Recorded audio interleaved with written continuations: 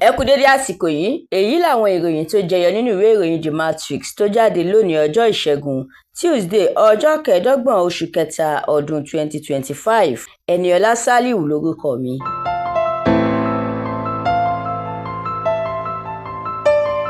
Ètò òṣèlú àwarawa ti pakasọ pátápátá lórílẹ̀‐èdè yìí. Obi àti olóyè Ọbásanjọ́ ló sọ bẹ́ẹ̀. Olóyè Ọbásanjọ́ ní níṣe làwọn olóṣèlú kan ṣe àwọn ohun tí kò bá òfin mu tí wọ́n sì ń hùwà jìbìtì. Iléeṣẹ́ ààrẹ náà ti dá wọn lóhùn. Ó ní kí wọ́n ṣọ́ ẹnu wọn kí wọ́n yé sọ ohun tí wọn ò mọ̀. Natasha ti bọ́ síta sọ̀rọ̀. Ó ní òun ò tí ì bẹ ilé ìgbìmọ̀ asòfin àgbà o. Ilé-ẹjọ́ dúró lórí àṣẹ pé kí wọ́n pè é padà. Ìgbésẹ̀ ìdúnàdúrà epo rọ̀bì pẹ̀lú owó náírà yóò ṣe àkóbá tí kò kéré fún orílẹ̀-èdè yìí ní ọjà àgbáyé.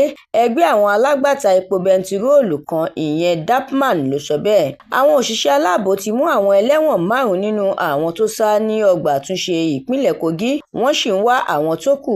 Gómìnà ìpínlẹ̀ Rivers tí wọ́n ní kó lọ rọ́ọ̀kùn nílé ìyẹn Siminalayi Fubara ti ní òun kò ní àjọṣepọ̀ kankan pẹ̀lú àwọn ológun o. Àjọ EFCC ti wọ́ àwọn ọmọ orílẹ̀-èdè China 2 àtàwọn ọmọ Nàìjíríà kan lọ sí ilé-ẹjọ́ lórí ẹ̀sùn jìbìtì orí ayélujára tó ní ṣe pẹ̀lú owó tí kò dín ní bílíọ̀nù 3.4 náírà ìyẹn 3.4 bílíọ̀nù náírà. Àwọn agbébọn tí ẹnikẹ́ni kò tíì mọ̀ ti gbẹ̀mí olùṣọ́-àgùntàn ìjọ Kátólíìkì kan ní ìpínlẹ̀ Imo. Ìròyìn eré ìdárayá. Agbábọ́ọ̀lù ọmọ orílẹ̀-èdè Zimbabwe ní ìyẹn Zemura ti ní àwọn yóò rí wípé àwọn pa Osimhen àti Lookman lẹ́nu mọ́ nínú ìdíje World Cup qualifier tó máa wáyé lónìí.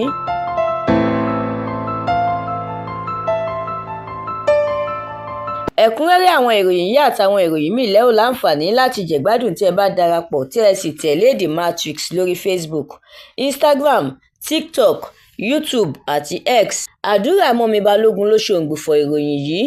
Ẹniọlá Sálíù lórúkọ mi.